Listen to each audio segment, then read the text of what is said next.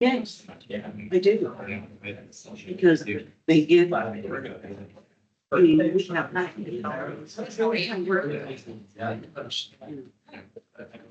This story is. Got the money. Who's putting it in? And we can't even get the poor guy. South. This time. Don't get this. I was gone. I just, I really got home. So I eat it here. Stay here. Got home Part of and the right ate way. and turned around and came I here. know, I'm glad you did. You can move right over here. Did you just get back from Arizona? If this Like doesn't, an hour ago. oh, I thought it was today. Wow. oh, it's 1 Thank minute. you for making it. It doesn't matter. Did you get some sun down there? I think so. I mean, lots of stuff off there. You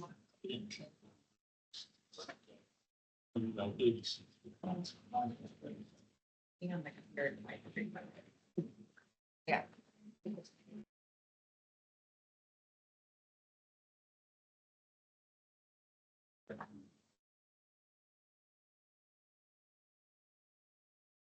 Heather, are you ready? I'm ready. I got a few seconds.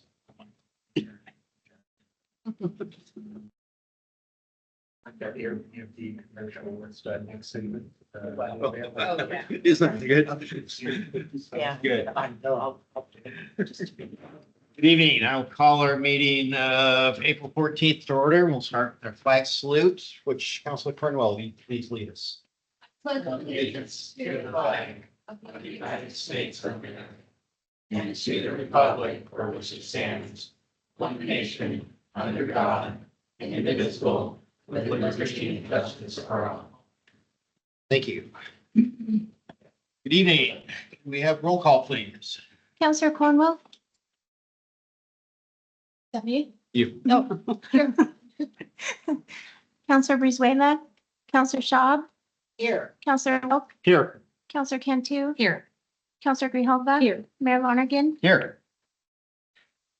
So, before announcements, I got a few things to reflect on. Number one, we happen to have a giant check sitting in the council chambers.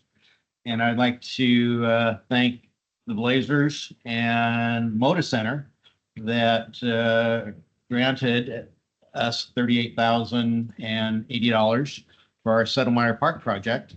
And the people on our end, Jamie, Jesse, Renata, that went after it several months ago. Thank you for that work. It was a fun time picking that up at half court Friday night in a not so good of a game. Golden State beat them easily. But I definitely appreciate it. We're going to be getting two real checks. We tried to cash that in, but they wouldn't give us cash. So we'll be getting a couple checks from them in the next week or two. So we're very appreciative of that. Want to thank our part in the North Marion Tourism Collaborative on Wednesday, April 2nd. The Iversons at Wooden Shoe hosted an event. Jamie's people ran it, and there were probably 80, 90 people there from around North Marion County, a couple county commissioners, recognizing the tourism that we're all part of and helping to make that grow. So Jamie, thank you for your team being part of that. That was a fun evening. Councilor Cantu was there, Councilor Cornwell. I don't know if I'm missing anybody. Then last week, Councilor Wilk and I went to Marion County's State of the County. Councilors talked about what was going on. They kind of hit on primarily looking for some answers for waste disposal, looking at the Army engineers drawing down Detroit Lake. That's been set off by a year, which is a good thing. A lot of cities are not happy with that, with the silt hurting their infiltration system. Talked about social services and primarily mental health, trying to help that cause, and then affordable housing. Am I missing anything? Then Want to thank the Masonic Lodge, our local Masonic Lodge. Served a breakfast for some of the council, primarily for our first responders Saturday morning. Our ambulance crew and fire department. Were very appreciative of the work that our first responders do and fixed a very nice breakfast for them and showed them the Masonic Temple and talked about what it takes to be a Mason and the building and the work the city has done to helping to improve that. But it was a good time. So then, going on to announcements, it says none, but I do have a couple. Our State of the City is this Friday at 7:30 here in the council chambers, part of the Woodburn Chamber. So I appreciate the chamber for allowing us to be part of their greeters. So we'll invite people to come to State of the City, and certainly the council is invited to that also. North Marion Commissioners, we're going to have a meeting here on Wednesday with a lot of the North Marion cities and councilors. They have canceled that due to some of their business and are looking to do that at another date. Then we have on April 26th, we have our budget meeting here at council chambers at 9 o'clock. That's so. Am I missing anything? Anyone else? Then moving on, we do not have any community government organizations talking today. I don't have a proclamation. We do have some presentations. Our first one is the Woodburn Art Scholarship. And something that we have, again, a lot of good people have been working on this for a long time, and it's finally come to fruition.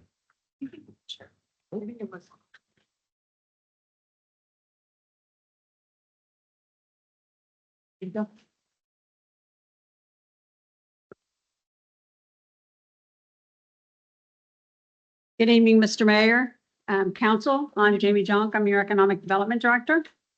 Chris Kilmer, Assistant City Attorney, and then we have here with us as well Catherine Johnstone, who is a member of the Public Arts and Murals Committee and also a Woodburn High School arts teacher. So today we wanted to go over the first annual Woodburn Arts Scholarship. So just quickly by way of background, at the October 28th, 2024 meeting of City Council, the council authorized the Public Arts and Murals Committee to move forward with a total award amount of $5,000 for a competitive arts scholarship program for graduating Woodburn High School seniors. Just very briefly as a review, for the eligibility for that, you had to be a graduating senior at Woodburn High School. You had to submit an application, and that application has a grid that is reviewed by Woodburn High School arts faculty. But along with that, has a number of questions that seek to provide insight into how art has impacted the student and how the student's art has been impacted by the city of Woodburn and by our community. And I'll get to that a little bit more in a little while here. Along with that, students were asked to submit a letter of recommendation from an arts faculty person, and then also to submit a portfolio of their work of no more than 7 pieces. The process, generally, the student submits the art to Woodburn High School. The arts faculty then go through that rubric and then recommend 3 finalists to the Arts and Murals Committee. And then the Arts and Murals Committee reviews the applications and interviews the applicants, and then based on that selects 1 winner of a $3,000 scholarship and then 2 winners of a $1,000 scholarship. And then the reason that we're here tonight, the winners are then recognized here at City Council, and we'll have the opportunity to show their work. We're hoping at the Bungalow Theater. We're still working out all the details of exactly what that gallery showing is going to look like, but we're all pretty excited about it. So with that, just generally the results. In early March, the district recommended 3 excellent artists as finalists for the scholarship. And they really provided not only beautiful artwork, but I will say that they insight to the answers to the questions that we asked them about how the city has impacted their art and the ways in which the city could better integrate art into the fabric of the community. Really, really just beautiful and insightful answers. So the application packets that we received were just excellent. We were really excited about them. And then at the March 19th meeting of the Public Arts and Murals Committee, the finalists presented their work, were asked some questions by the committee, and then the committee then went through the process of determining who the first place awardee would be, and the 2 second place awards. And so with that, I will turn it over to Jamie and Catherine to show you some of the beautiful work that we received. So the candidates that we had to select from was Haley Helzer, Bill Cortez, and Yasmin Lopez Chavez. And I think Yasmin is here this evening. And since Catherine Johnstone and her co-workers at the high school were really implemental in making these recommendations, we asked Catherine to come and go through the bios and talk about the students' art. You'll see pictures of all of the art they submitted. 2 of our recipients were not able to make it due to a softball game and due to illness, but we're still wanted to make sure you had an opportunity to see the beautiful artwork that our Woodburn area students are producing. So Heather, you want to go 2 slides to Haley's work? There's going to be a few slides of Haley's work. You want me to go for it and then I'll get, yeah. So Haley is a senior and has been has taken art all 4 years. She was in my Art 1 class and then in IB Art last year, and this year she's in AP Art, and she's primarily a drawer and a painter. And she created a portfolio that kind of knits together her love of nature and her how it affects her personally on an emotional level, physical level. And as you might see, some of her work is a little bit dark. She's really struggled with some personal issues in her family. And so art's been a real outlet for that. And you'll see motifs repeated like the skulls and moths. That's a personal favorite. Bones, although she doesn't mean them to be morbid, but they're more about this idea of the cycle of life and acceptance of that. So, and these are all acrylic on canvas or on wood panel. Also recently, I have to say, she's been getting a little bit more spiritual with it this year.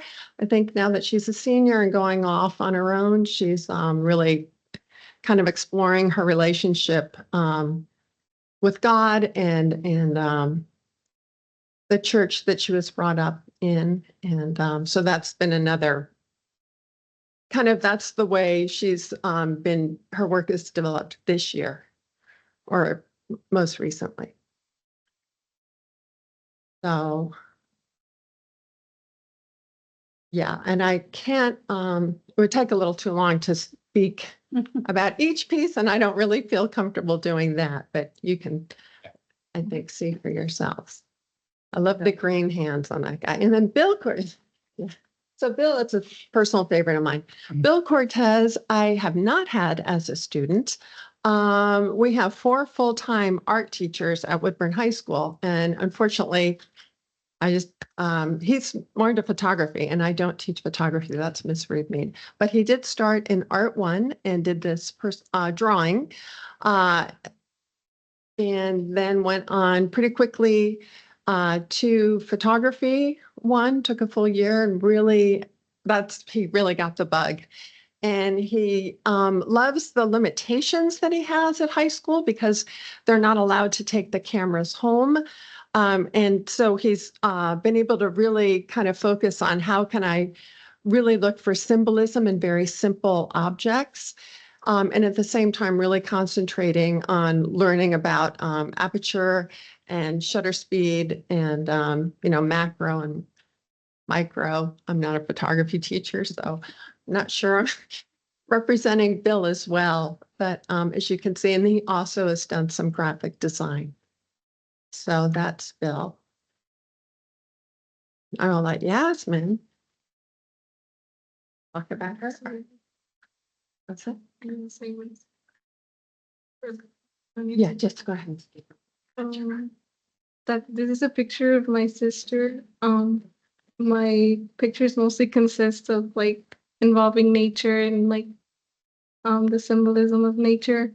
I like to convey the emotions of like peacefulness and like happiness through the pictures that I take.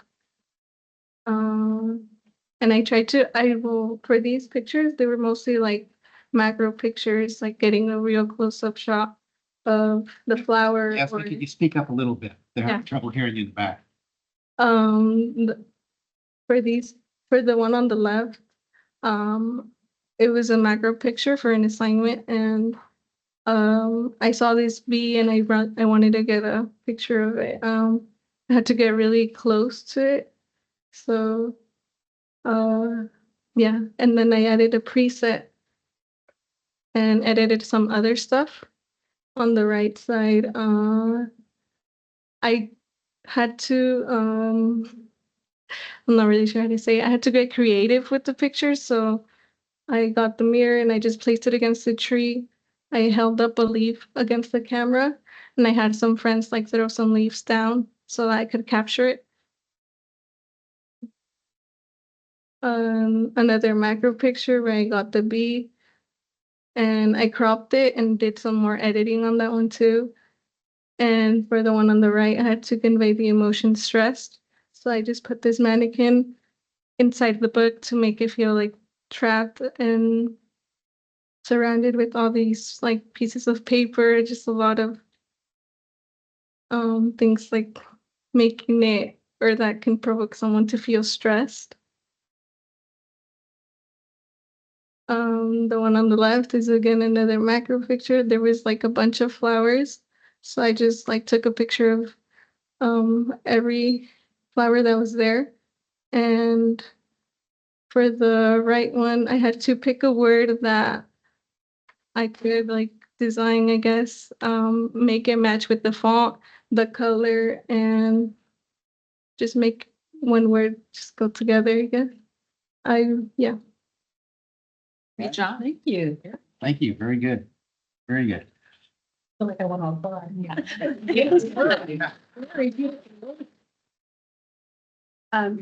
Before we close out the presentation, does any of the council or the mayor, do you have any questions for either Yasmin, who was the $3,000 scholarship winner? We happen to have the chair of the art We do. committee here with us, who happens to be the president of our council, who led this group for a while. Do you have anything to say? Well, first of all, I'm just so pleased that, that number one, the council approved, this, scholarship for our students. And I think, art and Woodburn is extremely important. And it's, you know, I'm sure you've been influenced by our murals and, you know, like our art pieces we have, around. And I have a question for you, Yasmin. What are you going to do with your scholarship? Yes. I want to buy a professional camera and continue with photography, like for like events or anything like that. Are you planning on going to one of our community colleges? Yeah, to Chemeketa. Chemeketa? Yeah. Okay, great. Because other than that, I just wish all the candidates, that submitted their artwork, I wish them well. Thank you very much. I know it's a lot of work and we really appreciate, number one, the staff, Catherine, and you know, everything that you had done and coordinating with the other art teachers and to make this, you know, a very successful project. Thank you. Thank you. Thank you. Thank you. Thank you. Anyone else have anything? I just want to personally thank you, Yasmin, for coming and explaining your art to us and the inspiration for it, because art is so important. I'm so glad that we're able to support this project as well. Recently, I was at the U.S. Capitol, and this is the second year that the Congress has sponsored a national art program for high school students. And the deadline is tomorrow, unfortunately, for this year's competition. But I mention it because it is a good opportunity as well. And submissions can be sent to our U.S. Representative Andrea Salinas. So I just wanted to call that out. However, we as government can support the arts, I think it's important we do so. So we started thinking about this project well over a year ago, and had a lot of discussion amongst the art committee, and Jamie had no idea where it was going to go, had no idea what kind of talent was out there. It was worth it if the school would get behind it, or the students. But we wanted it to be something that the students were part of Woodburn, that Woodburn students and not just a one-time only thing, that in the future remember us and be able to give back to us and help this program maybe go along. And I agree with Councilor Schaub, Catherine, all the work that you've done above and beyond putting this the rules and regulations together and working with the students and the rest of the teachers there. Greatly appreciate it. And then coming on board to our committee is an added bonus too. So yeah, for the first time, I have high expectations now for the future for other kids trying to meet the standards that you've set, Yasmin. So thank you so much for being part of this, and we wish you the very best of luck in the future. And look forward to more of your pictures. Thank you. Thank you. Thank you. I just have one more thing to add to this. I think we need to give credit to our mayor, Frank Lonergan. He was the one that He was. actually, gave us this idea. He was excited about it, and then the committee ran with it. So I want to thank you, Well, Frank, for this. Only because I have no talent. I can't do any of this. I'm envious of you guys, but you guys are so good. Yeah. No, thank you. It was a team effort, really. And what Chris did, putting in so much work together in the program and everything. No, it's been a good Woodburn project. I'm glad that we're all behind it. And yeah, I look forward to the future. And Mr. Mayor, if I could add something, this kind of brings to light some conversations that we've been having around the community center design process. And we've begun having some discussions about local art that we are really interested in trying to incorporate into the project, probably in particular inside the building itself. And so maybe we can look at some partnerships that we can forge with the high school art program to come up with some concepts that we can incorporate. So we've got a little bit of local touch and local flair with that project. Good idea. Yeah. Good idea. Okay, thank you. Thank you. Jamie, before you leave, Yes. I have a question for you. Okay. And there's no other time to talk about it. The city's doing, Just the city's doing a series of videos, I saw. Yes. Can you give us a brief explanation on where that's going and what it is? Certainly. It started with a conversation with Scott Derrickson, our city administrator, and he likes to share, in a nutshell, his idea of what makes Woodburn so special. And he tells each of us as new employees at the city. So I heard this a number of years ago, but I always tell our new staff, go ask Scott about the American dream, because it really is a culmination with all of the opportunities when people come to this community and open a business or have the career they'd like or become an artist. It's really their dream being fulfilled. And we wanted to be able to capture that with some of our American dream stories in the Woodburn area. We work with a lot of people in the business community who have been long-term business people. They inherited their businesses from their families. And some have come to the United States for a better life and immigrated here and opened up a business and had this big dream of doing something amazing. And we want to bring those stories to life through a series of videos where our first go at them is going to be 10 videos of 10 different businesses. And we're interviewing the individual and like L'Amour Anita, for instance, is a great success story. We're going to interview the parents as well as the sons who are now running the business and really brought their father's dream to fruition when he came to America. So it's been really a tremendous opportunity getting to know these businesses, and we really want to commemorate that. So we hired a consultant. Chris helped me write an RFP and get somebody on board. And we are going to have them do these great videos. So when I was sharing that with our committees, our Public Arts and Murals Committee and our Downtown Advisory Review Subcommittee, AKA DARS. So that's a group that oversees the building and facade improvements in downtown. We're always talking about how can we do better telling our stories of all the work that these committees are doing. And we mentioned the American Dream videos, and they thought, well, why don't we do videos of the work we're doing? So now we've expanded it to include 2 additional videos, and it will be one for Public Arts and Murals to feature art projects that are significant and contributory to the community and why. And so all of our our committee members will share feedback on that video. And the other one, the DARS video, is going to be on projects that have made a big impact to the community, whether it was a historic preservation project or a simple facade makeover. And it's really been fun watching our committees, especially DARS, because I have some very camera shy individuals on that committee. And yes, and 2 of them are at the table this evening. It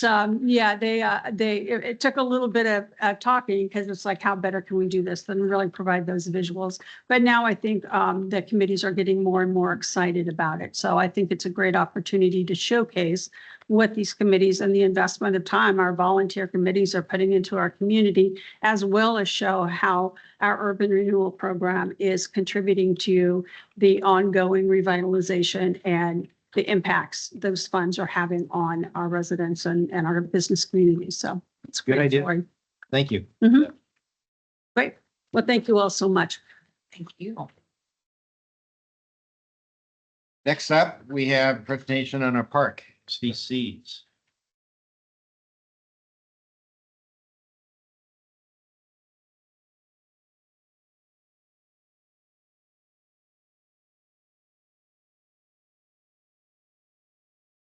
Right, exactly. Good evening, City Council, Mayor, Jesse Cuomo, Community Services Director here for you tonight. Tonight we have Steve Donovan of Donovan Enterprises Inc. with us. He's been working with us for the past several months on updating our Park SDC methodology. You tend to see this when we just recently adopted, if you some of you were on the council at the time when we updated our park master plan. And often following a significant update to your park master plan, you also tend to evaluate your park SDC fees, as well as because then you incorporate your kind of new capital investment plan and several other components with that. So historically, we've been around between $4,000 and $4,500, and we have had an annual construction cost index increase. We normally adopt that in January, and then it goes into effect in February. Knowing we were going to go through this methodology where we knew we were going to see a rate increase in the Park SDC rate, we decided not to do that increase because we knew further down the line we were going to be doing that piece. So tonight, Steve is with us to kind of go through the initial steps we've gone through in that process. We've already kind of initiated the public process part of that. And then there will be an adoption of this plan further in July that Steve will talk about as well. So we're going to kind of go to some basics, SDC 101, and then kind of go through where we're at with this process currently and go from there. So I'll hand it over to Steve. Thank you. Good evening, Mayor, Councilors. Steve Donovan, 9600 Southwest Oak, Suite 335, Portland, Oregon. Got a brief PowerPoint presentation for you tonight. And then we're going to bring it back to you for questions. So go ahead, Heather, if we can go to the first slide. What we're talking about here is our agenda for tonight. And I want to talk about the history. I'm going to show you. The last time you updated your methodology was 2016. That's getting a little long in the tooth. And by following up with your 2024 master plan, it's sort of a belt and braces approach to funding for the parks and for any infrastructure for that matter. Going to talk about policy issues. This would be, Jesse talked about the 101 of SDCs. They can be a little convoluted and confusing. So we want to just refresh your memory on that. Talk about the basis for the fee. The fee is actually made up of a couple of components, and we'll talk about that. We'll talk about the specifics, some short numbers to share with you. We'll talk about the forecast of the numbers that we're going to request that you think about adopting, and then a chart that shows what SDCs, parks SDCs are in the neighboring community. Go ahead, Heather. Well, what does SDC stand for? System Development Charge. Thank you. So on this chart, we're going to read left to right from the boxes. Your current methodology, as we discussed, was adopted last in 2016. We're almost 9 years into that now. Back in 2016, you had about, call it 25,000 of population. And that master plan, capital improvement plan at that time was 26 million, call it. Today, or in your 2024 plan, which you adopted in February of 24. So we're already a year into that plan. Population now is bumping its head on 30,000. And the capital plan that came out of that facilities plan is now more like $46 million. I know you've all seen the outrageous price tags on infrastructure projects. It's been eye-popping and very frustrating. The problem with infrastructure funding is it's a zero-sum game. The costs don't go away. So we've got to find funding sources to crack the nut. And now from the SDC standpoint for parks, we use something called the level of service analysis. For lack of a better term, we take a look at all of your assets and we think about how do those assets serve per thousand of population. And that frame of reference helps us go understand as population grows, we want to keep that level of service consistent per thousand of population. It's a very common methodology in the industry, and you've been using it for years. Your 2016 methodology is predicated on that. So we're going to talk about a reimbursement fee and an improvement fee, and I'll talk about that specifically in a minute. But what we're talking about there is about $2.7 million of built capacity that's available for SDCs. Go ahead. Steve, it just struck me, we actually have some new counselors here. Would you go kind of from the beginning? Why do we have SDCs? Who's paying them? Why don't we go to the next slide? That's what this next slide is. Okay. That's what it's going to be. That'll work fine. Go ahead, Heather. There you are. So we're going to start. This is the 101 of system development charges. So who pays them? Well, new development pays it. This is a fee charged to new development. It's a one-time fee for their share of capacity needed to serve them. And have anybody here bought a house? All righty, you've paid them. You pay water and sewer and parks and transportation. And in Oregon, you also pay a school tax. It's called for lack of a better term, it's a sales tax, but it's a development tax for schools. So it's the same thing.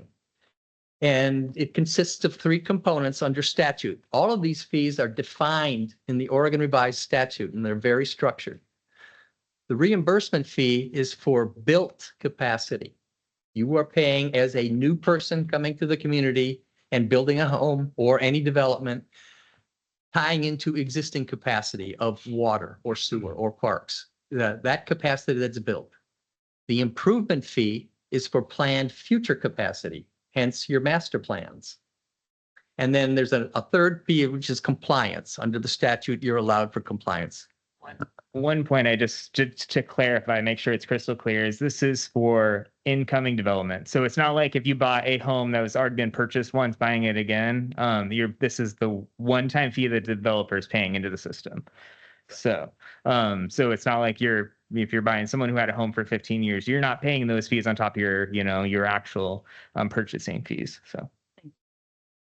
So how do we use SDCs? Under statute, it's very, very structured. You can't, SDCs are restricted. Your finance director can probably give chapter and verse. He can give a master class on what restricted fees are.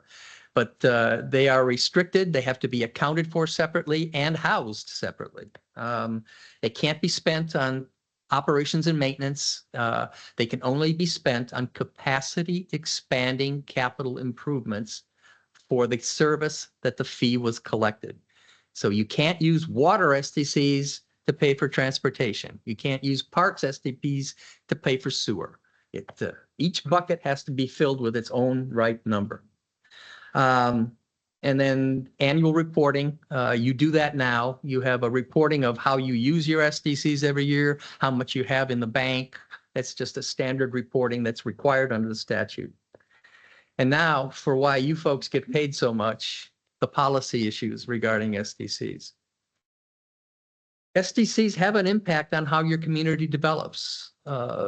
Without them, we have a tough time, but we all agree in principle that growth should pay for growth. I have communities particularly on the Oregon coast, who have been waiving SDCs for years because they don't have fishing, they don't have timber anymore. They want to attract growth. But what they're saying specifically is existing ratepayers and existing taxpayers will subsidize growth. Now that's a big lift and not something that a lot of people want to do. So that's the trade-off that you have to think about here. Do we charge the maximum SDC possible and make housing less affordable and attract less family wage jobs?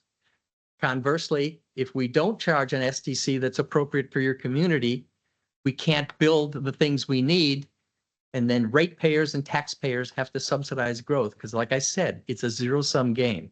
The costs don't go away. The funding has to come from one pocket or both pockets or the other pocket. So you've got to do this balance. And the statute, what Jesse and I have been doing here is calculating what the maximum SDC can be under the law. The law does not say you have to charge the maximum. The law says you don't even have to charge an SDC if you don't want to. So keep that in your pocket. Go ahead, Heather. So here's the little boxes that show just what this reimbursement fee and improvement fee that we talked about. With the help of your finance group, we took a look at your balance sheet and we looked at all of your assets, park assets, and we found that you've got about $14 million invested in your park assets as of June 30th of 2024. Our calculations indicate 2.7 of that 14 million is eligible for SDC, can be paid for or included in the SDC calculation. And as you can see in that bar, that little pie chart below the first box, most of the money that you've historically spent on parks is for park improvements. When we looked at the actual asset by asset inventory, a lot of your park land was actually donated. That's kind of interesting. And then on the improvement fee, think about this as the capital improvement plan now. Of the $42.6 or $46.2 million project list, 26 million we calculate to be SDC eligible or included in the fee. About 56% on average is what that means is available to serve growth for that plan. And the good news is on the community center project specifically, $6.6 million of that $15 million project is going to be SDC eligible and will be a critical component of the funding strategy for that project. I know that's a real popular project. Go ahead, Heather. So here's the bottom line. What are we talking about here? You currently charge for a single family home or an apartment dwelling unit $4,647. That's Jesse had pointed that out, that you've been bringing that up little bit by little bit for inflation. So that's your inflation adjusted price right now. I'm recommending you raise that to $7,658 or an increase of $3,000. And for the commercial sector, we're talking about raising per full-time equivalent employee from 184 to 241. Go ahead, Heather. Now, here is the chart that shows what's the neighboring communities in Marion County. And we're going from the 4,600 to the 7,600.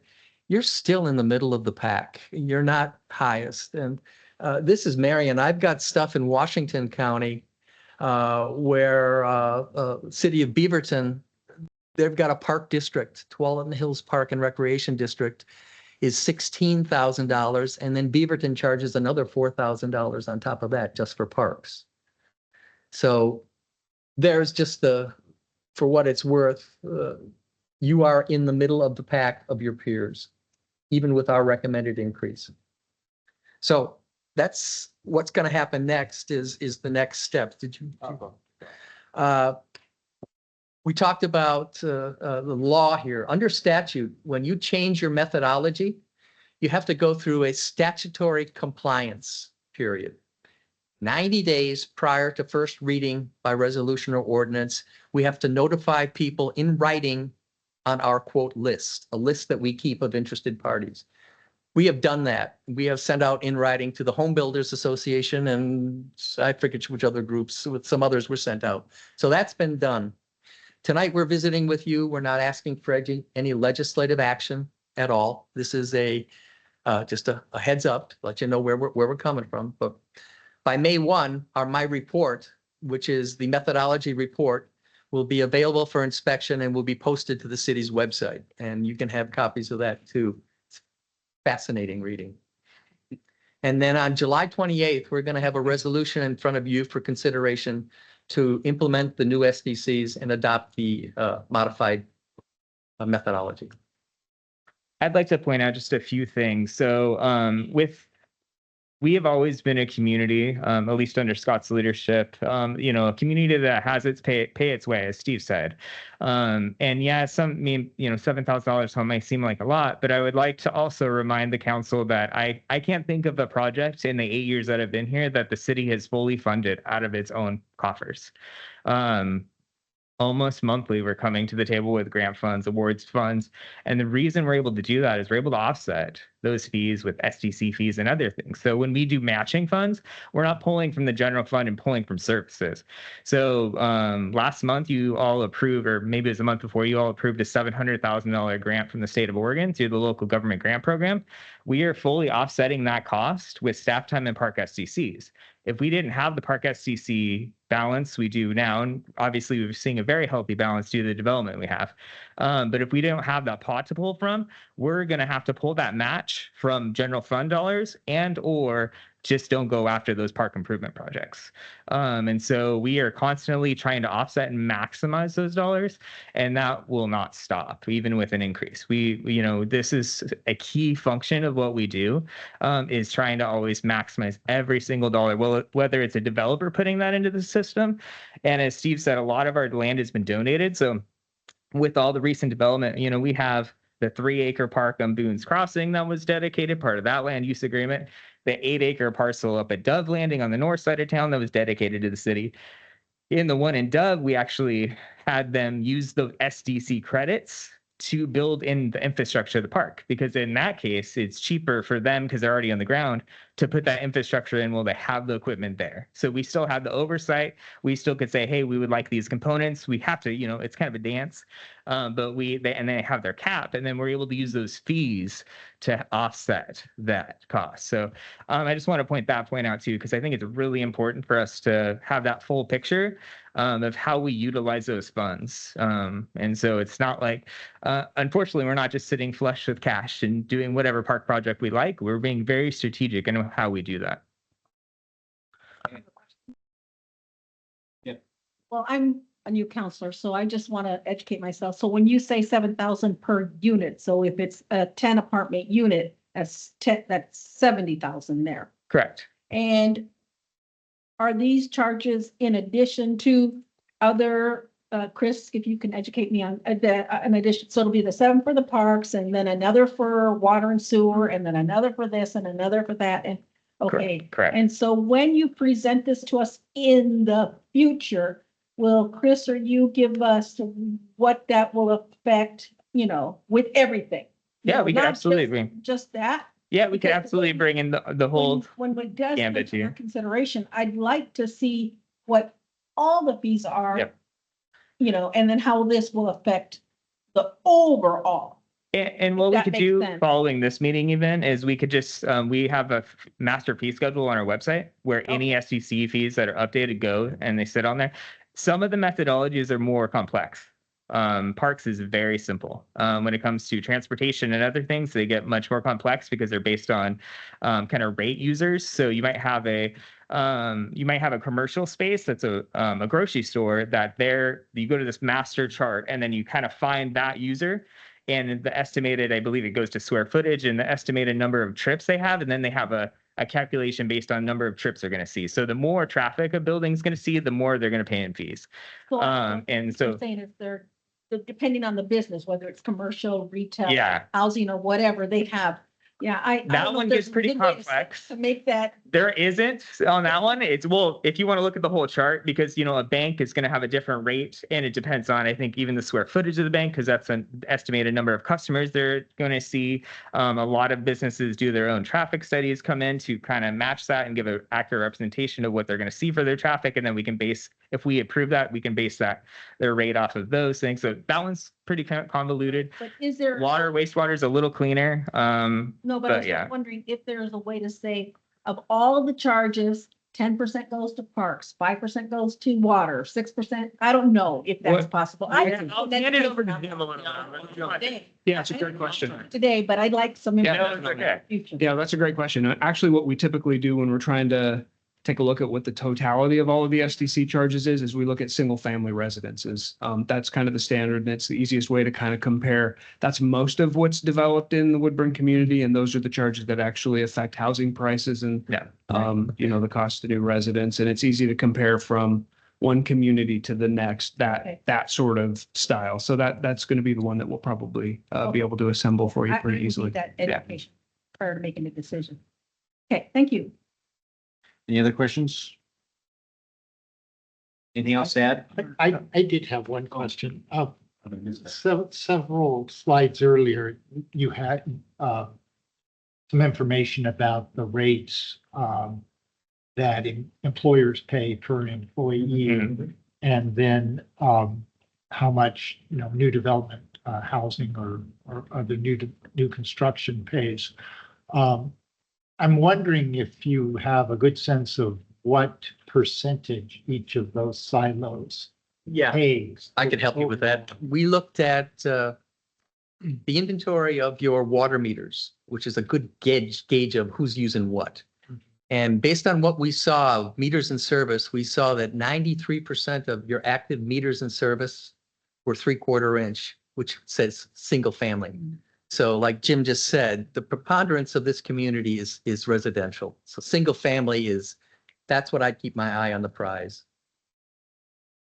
Because it also struck me that the rate increases are substantially higher for construction, for housing construction than for employee-based construction. And I guess that would make some sense. Well, sure, I can talk about why, because there's different units of demand. Yeah.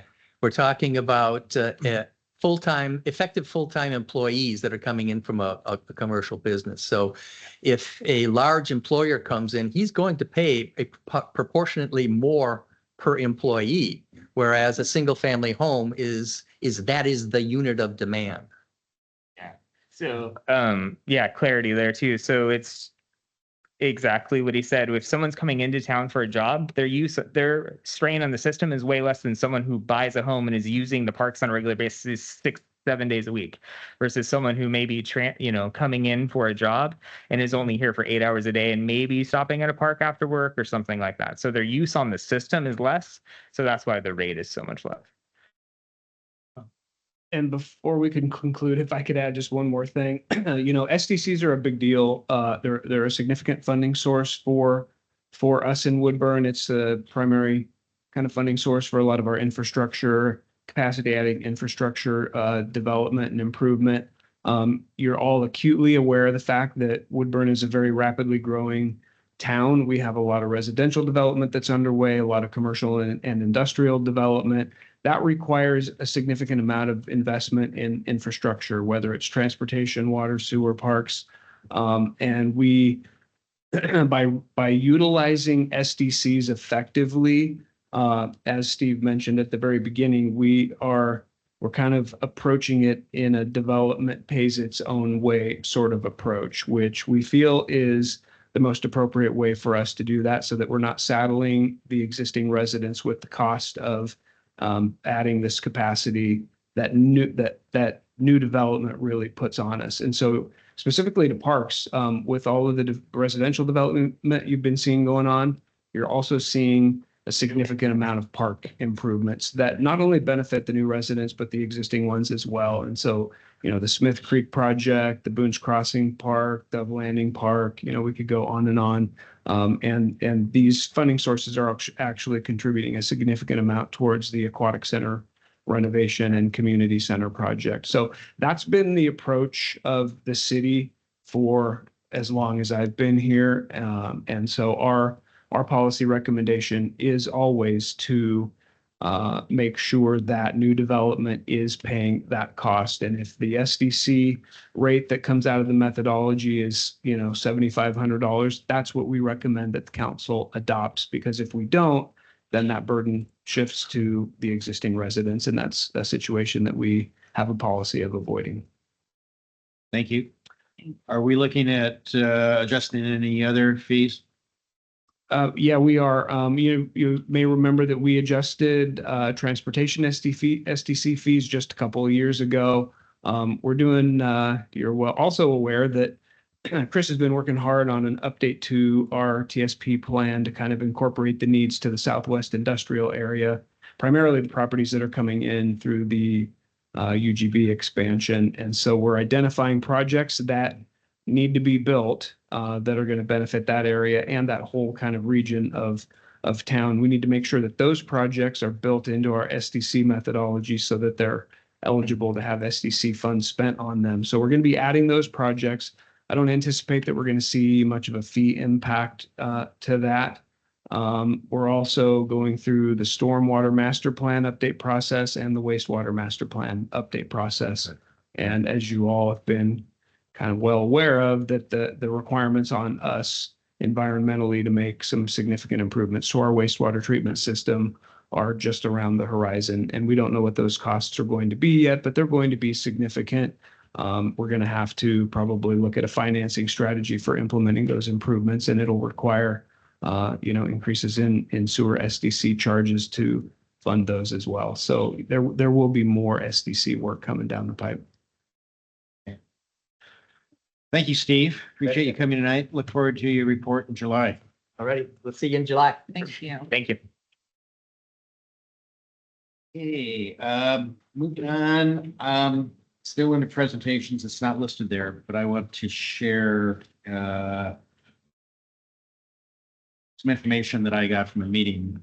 I am part of executive board for Marion County Safety Coordinating Council, which meets quarterly. It is a high-level Marion County board looking at what they can do to help safety policy. There's a couple judges on it, different mayors, Salem Police Chief, Salem Fire Chief, county commissioners. I'd say, and we've talked about it before, and I've shared information from that committee before. But the meeting last week, we had a long discussion on a concern that coming from the Oregon Youth Authority and Juvenile Department about an uptick on juvenile crime. And I wanted to share kind of some of their thoughts. They see it getting bad now and even worse as we go forward through the summer, as the rain stops, the kids get outside, they see more graffiti issues, certainly gang related, and kids from 12 to actually 10 to 15 that are looking to carry a gun with their talked about some shootings they had in Salem. One in Silverton. I know we've had one here in the past. And big concern on what we can do to stop it. And no one has an answer. That right now, it comes down to mentoring. Certainly, we try and reach from schools. That was part of the idea when we brought Rye on. I printed this out, and I got this from our police chief, and I invited him to say a few words regarding what we might see in Woodburn or share. It just struck me as strong concern, and it's something that we should have a discussion and at least realize if there's anything we can do to help going forward. Yes, sir. Yes, Mayor. Jason Milliken, your acting chief of police. And yes, we crunched some numbers last week. And then, I'm going to tie it together. There was I'm sorry, I don't have it in front of me, but there was a report that came out. City of Salem did a gun violence study. Well, Marion County kind of caught wind of that, and they did their own gun violence study. And in particular, the juveniles that we're referring to is in 2018, there was victims and suspects in shootings made up about 6% of juveniles. And then in 2023, it went up to 19%. That's 19% too high. We've also had our own fair amount of shootings involving juveniles, suspects, and victims. And so, like the mayor said, the reality is, what do we do? What's the question that will solve the riddle? What is the resource that we have? What is the answer? And the answer, I wish I had it tonight, is I don't know.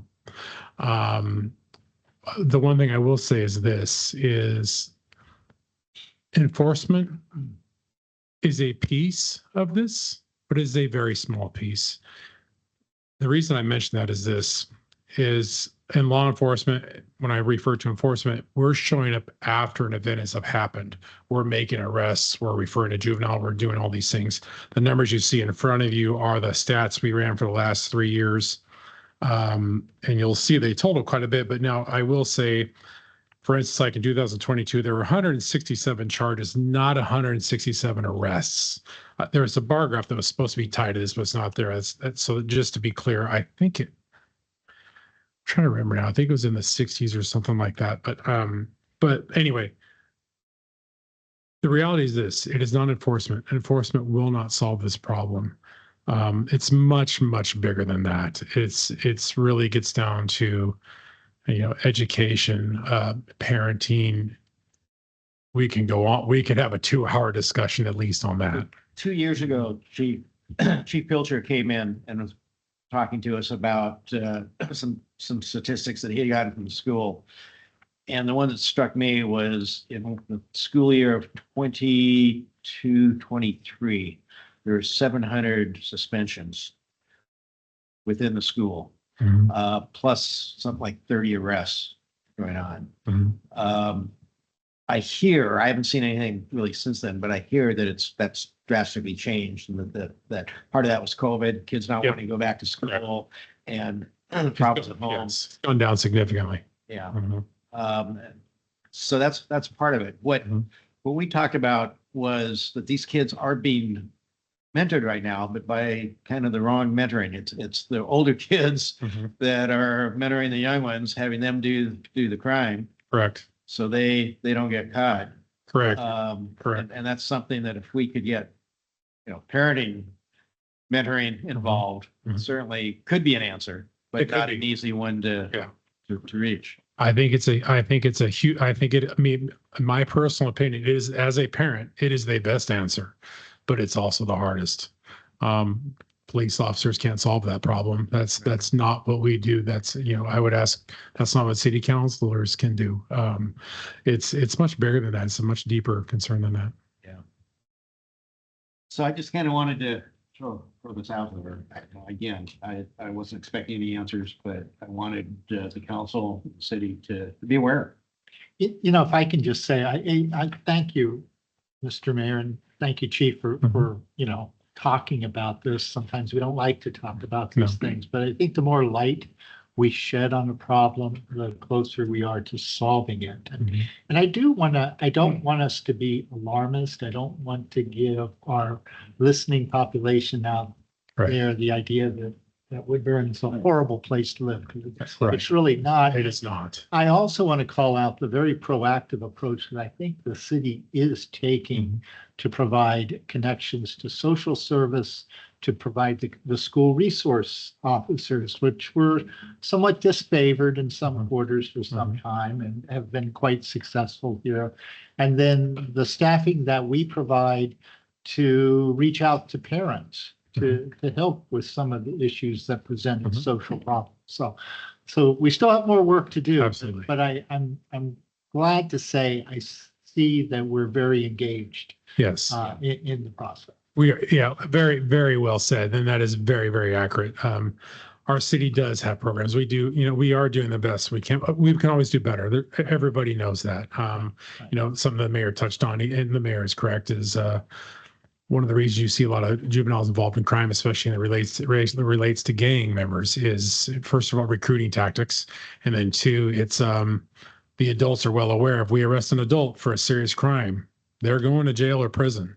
We arrest a juvenile for a serious crime, not much is going to happen. That's just the way it is. And they know this. So that's why they recruit them to do these things. Okay, thank you. You're welcome. Thank you. Moving on, I do not have any communications. Next up is business from the public. This allows public to introduce items to the council consideration that is not already on the agenda. If there's anyone on the public that would like to come up, I ask them to sit and give their name and limit it to 3 minutes. Not seeing any, then we'll move on to the consent agenda. Items listed on the consent agenda are considered routine and may be adopted by one motion. Any item may be removed for discussion at the request of the council. May we have a city recorder please read the items that are on the calendar? The items on the consent agenda are as follows. Woodburn City Council minutes of March 24th, 2025. Traffic enforcement report for January through March 2025. Building activity for March 2025. And City Council fiscal year 2025, 2026 goals. Anyone on the council want to call any of those up? I also don't want to call them up, but I do want to at least list. We spent a day and a half talking about our goals, and just to get those out in the public, for those that don't have minutes or copies of it, I want to list our goals going forward. One is develop and implement a strategy to improve traffic safety and reduce neighborhood speeding, was the top item for the council. 2 was improve rail safety. 3 was to initiate the Young Street Affordable Housing Project. And 4 is update the city charter. I want to thank council members that were part of that committee that worked on that over the weekend. So we are beginning to work on the city charter. With that, I would entertain a motion to adopt the consent agenda as presented.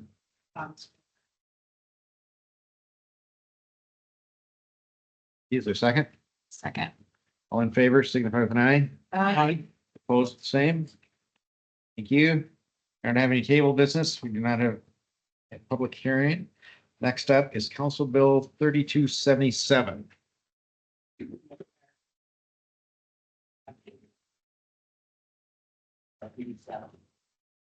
Thank you. Council Bill 3277 has been duly introduced, and as the resolution requires one reading, may we have that reading now if there's no objection? By title only, I mean. Thank you. Council Bill number 3277, a resolution initiating consideration of proposed legislative amendments to the Woodburn Floodplain Management Ordinance and Woodburn Development Ordinance, WDO. Thank you. And looks like we have a staff report. Good evening, Chris Kerr, Community Development Director. I'm happy to kind of walk you through this. And I apologize ahead of time. It's a bit of a word salad and there's more acronyms in here than even I'm used to, and I deal with a lot of acronyms. These are the federal ones that I don't deal with as often. So the action is pretty simple, right? We're looking for a resolution from the council this evening that will let staff move forward and start working on making modifications to both our zoning code, our WDO, as well as our floodplain management ordinance, which has not been modified for quite some time. The reason I'll talk about in a second, but I want to give just a little background on sort of FEMA and how it relates and exactly what they do that's going to impact us here. So they manage the National Flood Insurance Program, which is called the NFIP in here. And if you're not in a flood zone, you probably aren't aware of it, or it's not as familiar to you. So NFIP participating communities like ourselves are able to provide property owners in the city within our city limits, really the ability to purchase federally backed flood insurance policies. Right. So it's most cities that have flood zones in them want to be a part of the NFIP program for that reason. There's a couple other reasons, and they're equally important. You know, if we were ever to have a flood disaster here and FEMA got involved, it would be, I don't want to say impossible to get disaster response from FEMA, but it'd be extremely difficult. Okay, so this is one of those critically important checkboxes. And the NFIP is pretty simple. It's a series of requirements, regulations that local governments are required to adopt to be a part of this program. We already have them. That's what our floodplain management ordinance does. It's probably the reason we adopted it, was to be a member of this community. We also have in our zoning code, you hear us refer a lot to the RQuad, another acronym. That's our Riparian Corridor Wetland Overlay District, right? Basically, these are all habitat conservation areas. Some deal with the flood zone, some deal with the riparian areas, the uplands that are around them. We also deal with wetlands. Because we've adopted all those standards, we're an NFIP community, and that's really important. We want to make sure that we remain one. So why we're here now is back in 2009, FEMA was sued by some environmental groups here in Oregon for failing to adequately consider the effects of the NFIP on the Endangered Species Act, endangered species, listed species, and their habitats. In other words, the NFIP wasn't going far enough to address some of these listed species. So FEMA is going back to the drawing board, has been going back for some time now. I'm skipping some of this, but feel free to ask for some of the legal details. I don't think they're all that relevant. What is relevant is that they're going through an environmental impact statement to modify those requirements and standards that ultimately communities like ours are going to have to adopt. So it's going to come from the feds down to each one. In the meantime, we need to adopt what they're calling pre-implementation compliance methods, I guess is the word. Interim measures. There we go, measures. So they've come up with a model code and said, until FEMA finishes this process, which is 2 more years, I'm looking at Mackenzie, she's much more closer, maybe 2 years. So hopefully they'll come down with brand new requirements that meet the environmental requirements. They meet the judicial review that they have to go through for the EIS and these other federal agencies. And we'll just adopt that. In the meantime, we and all the other cities in the state, just Oregon, by the way, need to go through this process and adopt these interim measures. And they've given us a couple of options that the things we need to do specifically between now and the end of July of this year. We need to officially prohibit all new development in the floodplain, right? That would solve the problem. That's not very realistic, but that would do it. The other ones are the ones that we're probably more realistically considering, is adopt a model code that they've drafted and said, local governments, if you just want to throw our model code together, stick it in your code and run with it, this would meet our requirements. I'll be frank, I find them very confusing. I think they're very difficult to adopt. I'm not sure exactly how they'd be implemented, but that's the kind of thing that we're going to consider. That's what we're asking for this time to look at until July, and adopting this resolution will give us that opportunity. The third option in there is, I call it the permit by permit process, where someone comes in, they'll walk in, they want to do a development that's in this area in a flood zone, and within the city. We look at it and say, there's a new requirement and a regulation beyond our RQuad that we already regulate under, and beyond our flood management protections that we already have. that's this new model code that's in here. And go figure it out. Go do an assessment, environmental assessment of it by a professional, show us how you meet those requirements, and then we'll review it on our end. That might mean us hiring someone on our side to do that math and do that crosswalk who really knows this, because some of this is pretty complicated. Those are the three options. You have to adopt one of them. We're probably going to seriously be looking at adopting either the model code or some iteration of it, or a permit by permit process. And once we're done with that, we need to put that into our code that will remain in place until such time as they adopt cleaner final one at the end. We think it's critical that we remain in an FIP community. That's really important for a lot of reasons. I didn't cover all those at the end. I'm not sure what I'm missing. Am I missing something bigger picture?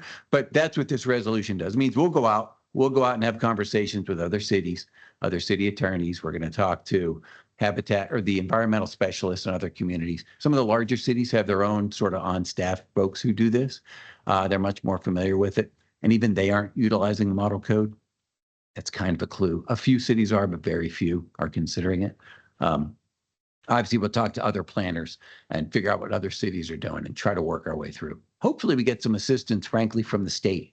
This is exactly the kind of thing local jurisdictions in Oregon look to our state planners to put together, right? There's a whole team of people up there who are implementing goals and making, at the end of the day, we need to be consistent with the statewide goals with our local ordinances. And those statewide goals have to be consistent with the federal requirements.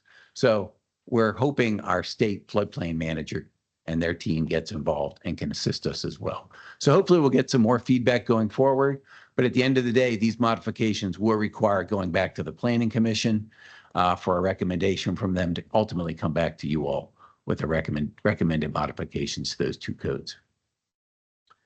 I know the state is also trying to get some federal funding for this also. We were.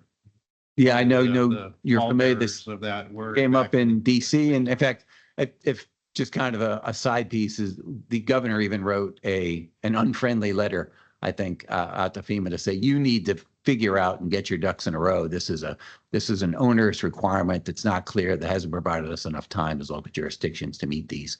And I think it fell on deaf ears, but maybe something will change. Yeah. So that's that. At the end of that's all. It's just that specific resolution for you all tonight. Any questions? Everyone understand it? Better than me. There's none. We do need flood insurance in some areas. Mr. Mayor, if I might just chime in addition to staff working through an adoption process of, probably either option 2 or option 3, we're also closely following some litigation over this implementation that's currently been filed by the Oregonians for Floodplain Management, which is a cohort of mostly local governments and some home builder associations along the coast that are going to be greatly impacted by some of these changes if they do go into effect. And I do know that is sitting at federal court here in Oregon. It was in the Washington Federal District Court, but was transferred back here to Oregon. And so if there is any change in the implementation timelines for this regulatory piece, again, we're watching that very, very closely and would follow maybe what comes down from that. Again, we can't make any assumptions about what may happen with that litigation. So again, we need to make sure that we're prepared by July 31st. But if there are any changes, we'll update you appropriately. Do you think there might be an answer by the end of July?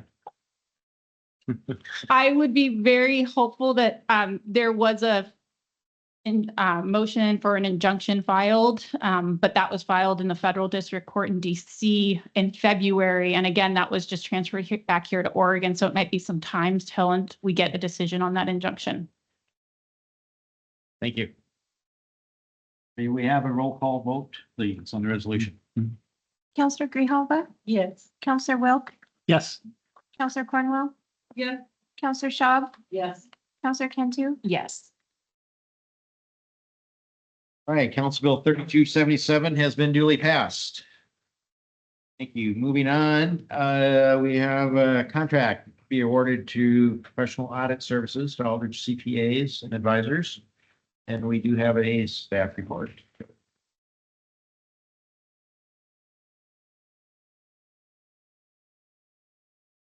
Good evening, Mayor, members of the City Council. Tony Turley, the Finance Director. Going out for an audit RFP is not an easy process. But the staff, after having the same auditors, Grove Mueller, who then was acquired by REDW about a year and a half ago, have been our auditors for about 10 years. And the recommendation from the Government Finance Officers Association is that you go out for a new audit RFP about every 5 to 7 years. And so we were outside that window. And there were things that were happening with our with the existing audit firm or our former audit firm at this point that were a little bit troubling for us. We were meeting our deadlines for getting our audit report out by the end of December, but the timing of getting the information to us for review before we were able to submit that was not in the time frame that was really cohesive or conducive to giving us enough time to do that. We were receiving it late in December. And so we felt that it was time to go out for this RFP. So in February, we published the RFP, sent it out to qualified audit firms in the area. And we received, on March 14th, we received 3 proposals back. And that may not seem like a lot, but in today's audit environment in the state of Oregon, getting 3 qualified responses is significant. There are cities smaller than us that go out for RFPs and get no responses for audit. So we were pleased. We sent the request out to 4 qualified firms and 3 of them responded. 3 staff members and 2 members of the city council had interviews with the qualified proposals on, March 26th, and had those firms present to us their qualifications and their approach to the audit. At the conclusion of that, those interviews, the panel scored the audit firms, and the firm Aldrich CPAs and Plus Advisors was selected as a new audit for us. What you have before you in this contract is a 3-year contract with 3 potential 1-year renewals. The $416,000 is over the course of the full 6 years and not to exceed amount for those contracts. So there'd be 3 guaranteed years and then 3 possible extensions to that. I would like to introduce, we have 2 representatives from Aldrich here this evening. Jessica Luther Haynes is a CPA and a CPA is a certified public accountant, and she is also a certified fraud examiner. And she has over 17 years of experience in municipal audit, and she will be the senior manager and the main contact for the city. And then Cyrus Ward is a CPA, certified public accountant, and he has 9+ years of municipal audit experience, and he will be the manager on site for our audit. So if they are here with us, Jessica and Cyrus, they can join us up here if you have questions for them. And I'm here and can answer any questions you might have. Don't have any questions? Curious, this is here in Salem or Portland? Their offices are in Salem. Oh, good. Oh, good. All right. Thank you for being willing to take us on and keep us out of jail. You already presented. I would entertain a motion. Mr. Mayor.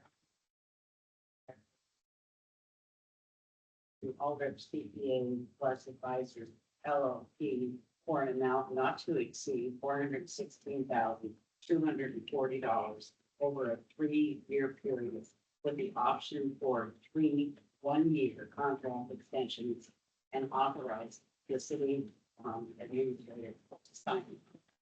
Is there a second? Second. All in favor, signify with an aye. Aye. Opposed for the same? Thank you. Thank you. And I'd like to thank Councilor Cornwell and Councilor Cantu for being part of the committee that did the interviewing and selecting looks like a very reputable, good company. Look forward to good future here. So moving on. We do have a land use action from the Planning Commission on our food cart pod. Does anyone wish to call it up?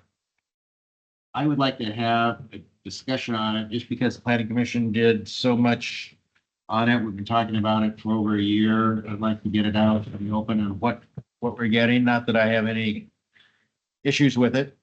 But And I how, just and like, how soon we're getting it. yeah, let's just have a discussion. The Planning Commission knows everything that's going on. Fill us in.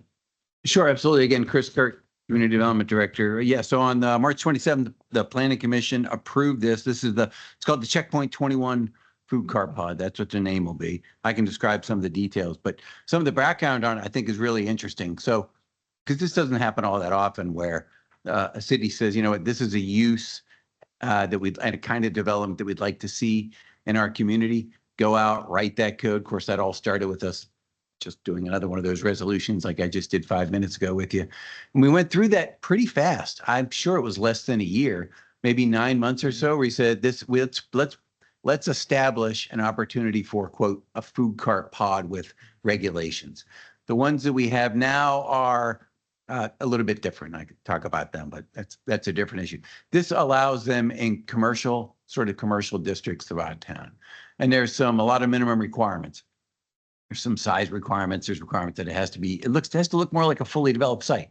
Pavement, striping, ADA, underground utilities, lighting, landscaping, all of your building permits, meeting your signage requirements, all the things that we want to see. And I think we see in other communities where say that's what a food cart pod, where there's a lot of energy, there's a mixture of different food opportunities there. You can walk from cart to cart where gets kind of critical mass where you can build enough of them instead of one, which isn't bad, but it's a different experience.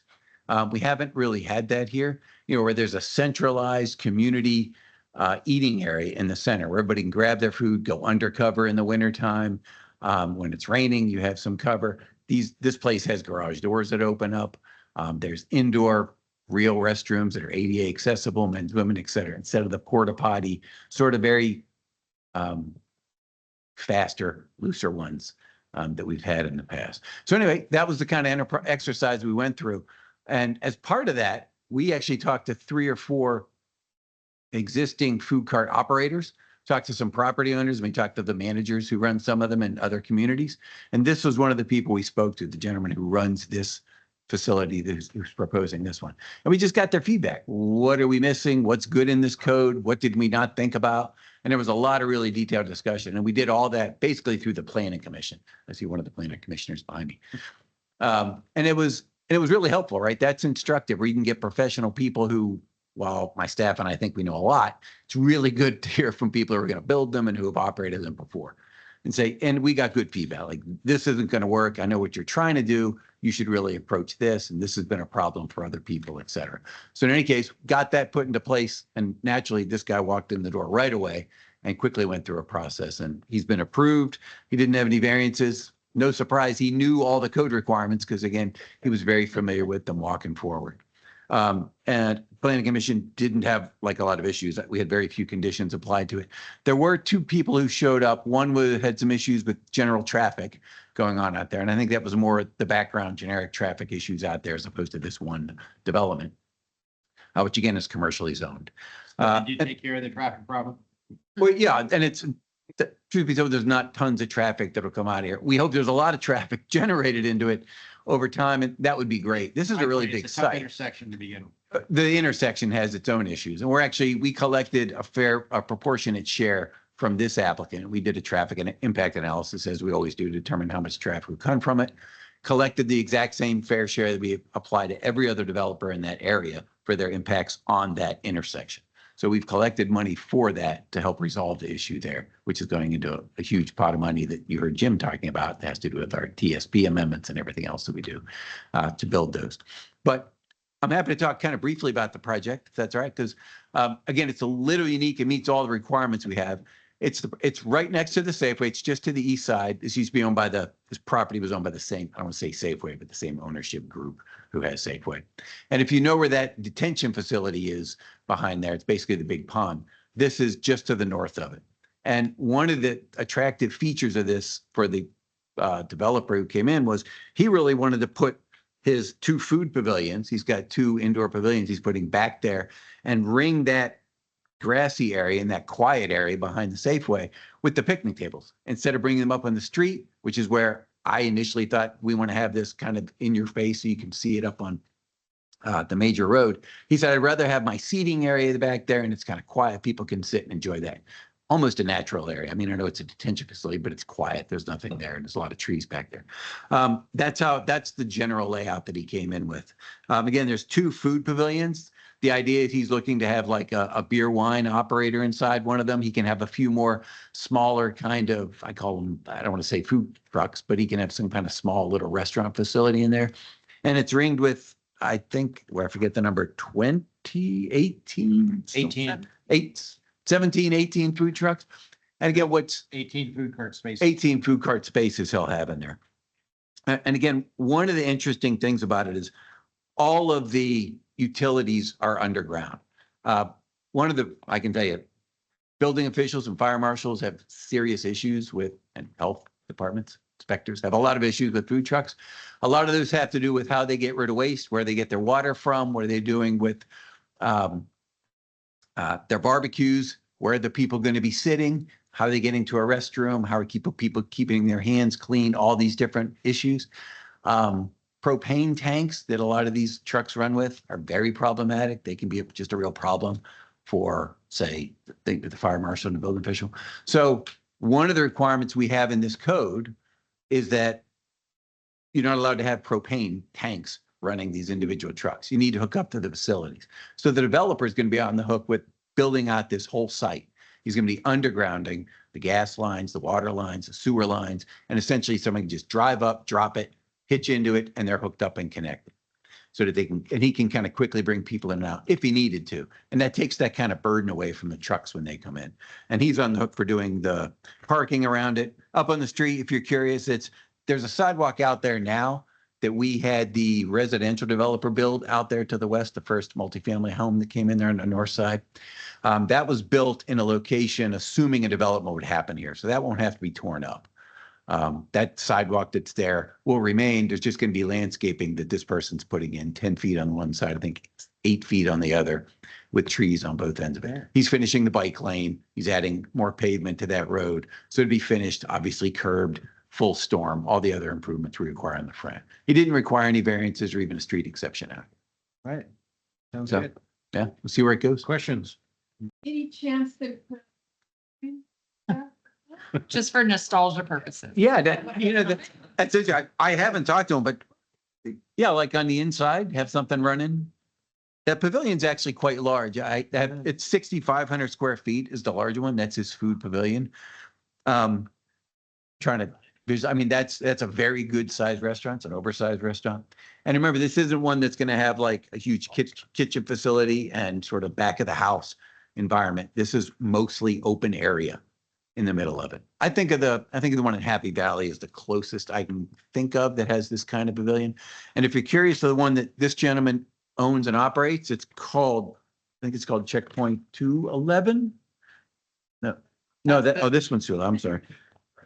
What's that? A Checkpoint 221. It's in West Salem.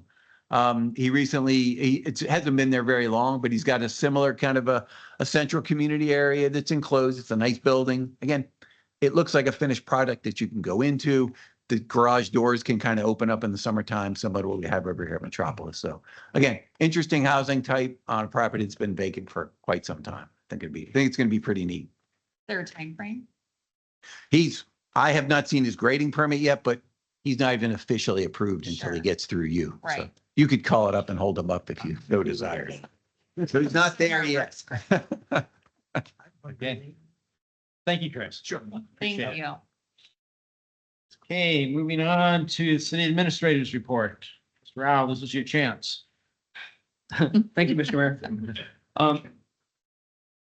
Couple of things, speaking of land use actions, you'll remember the US Market gas station project that the city council heard and approved a couple of months ago. That project was, the city council's appeal was, or approval was appealed to LUBA, the Land Use Board of Appeals. Required a tremendous amount of work on the part of staff, in particular Brenda Bravo and attorney Chris Kilmer, assembling the record that needed to be submitted to LUBA. And then, of course, right after they submitted the record, which was, thousands of pages and took about a week's worth of work, the appellant actually dropped their appeal. So that appeal has been withdrawn, and so the approval that city council enacted will stand. So just a little bit of an update on that project. Okay. The mayor mentioned the budget committee meeting coming up this Saturday. It will start at 9 o'clock. Budget. Next Saturday, 26. Thank you. Yeah. Budget books they went to the printer today, so be looking for your copies soon. I think Brenda will probably reach out to you when they are ready and available. You'll hear a whole lot more about it on the 26th, but we feel good about the budget that we are proposing. We're in we're taking a real cautious approach this year because as you all know, there's a lot of uncertainty in the economy and with federal tariff policy, things that can affect day-to-day operations, capital projects like the community center and all the other big projects that we work on. So we're taking a cautious approach, but we are in a good place. We're in a better place than a lot of communities are. We're hearing that a lot of communities are really struggling and are facing significant budgetary reductions, and we're not in that mode right now, but we want to kind of take it easy and wait and see what develops over the course of the next couple of years. So, but again, feeling pretty good about where we are at. And city council the charter review committee met on Saturday to go through the process that the city council discussed at a prior meeting to review the existing charter and consider some updates since it was circa 1982, I believe. And so that process is going well. The next meeting is May 8th, where the committee is going to be reviewing kind of a clean copy with a lot of the updates. And then towards the end of the day, around 4 o'clock, there will be a discussion on city council or stipends. And if council members are interested in attending to kind of be a part of that process, that'll happen around 4 o'clock on May 8th. And that is, we have the egg hunt on Friday. So yeah, Easter is upon us, believe it or not. So hopefully the weather that we have now stands. I understand that it's supposed to, so should be a good day. Thank you. So the egg hunt is at Legion? Yeah. Yep. Is there one at the pool? Yes, that is Saturday. So that'll be Saturday, okay. right? Yeah, Underwater, I think, egg hunt will be Saturday. If people haven't registered for Friday's event, please do so. It is kind of we do ask for people to sign up. It's free, but just helps us kind of gauge things. And we've gone away from kids attacking each other for eggs. We just let them go have fun, and then you get a goodie bag. So All right. a little more cautious way since I got here how we ran things. Too many elbows for throwing. Yeah. Thank you. Council reports. Councilor Cornwall. I just wanted to say that I had a really nice time at the lodge Saturday morning, and I commented to Scott at that time. I was hoping he'd be here, but I'm not sure if Jesse, you're still the one in charge, but I've noticed that the grounds around City Hall look fabulous. They smell good too, and I imagine that all the parks are looking bright. They all look really fresh for spring, and it's encouraging. And I like it a lot. And I want to thank you for working so hard doing that. I noticed the grounds too. They do look good. Really good. Thank you all. Councilor Trapp? I too attended the Lasan breakfast, and it was very good food. And following that breakfast and actually honoring all the first responders, which was great for them and a privilege for council members that attended to partake in the whole event. Following that, we walked back over here to council chambers, and started at 10:30 and ended at 3 with the charter review.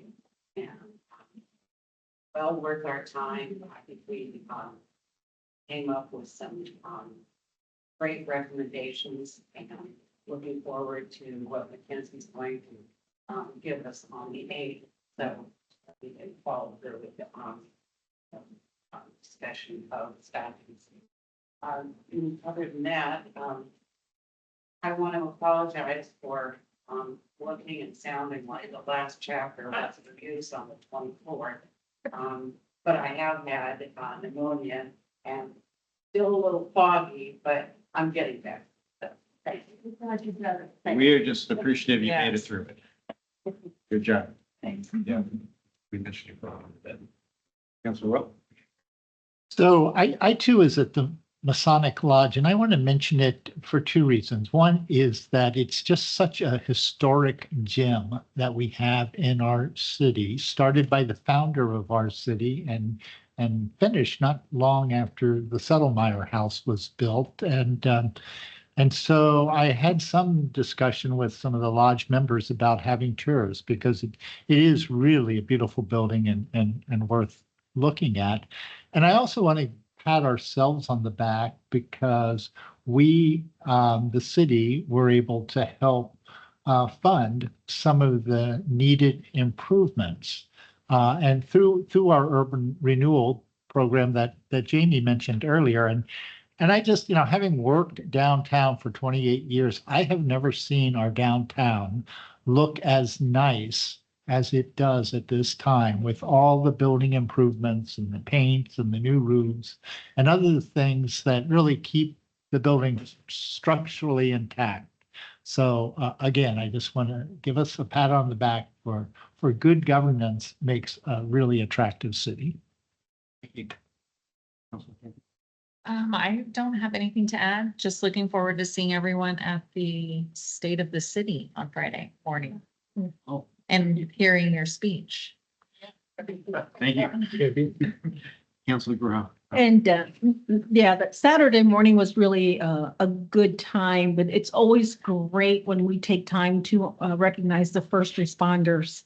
Our police, our firefighters, but also Woodburn Ambulance has been in this community for such a long time. And I've benefited from them personally. And so I think that what's one thing I am proud of in our community is that we have such a strong foundational first responding team with our chief and all those departments that work together as they do. So I'm thankful for that. Thank you. This happens to seems to be an extremely busy time right now for the city of Woodburn. There's a lot going on and different meetings and commissions and events. I want to thank the council for being involved in as many of those as you can and participating, and certainly the staff for going above and beyond with everything you guys do, coordinating, running, planning for them all. We're not a little city anymore. It takes a lot of good people to make it run, and we're doing that. So thank you. With that, I would entertain a motion to adjourn.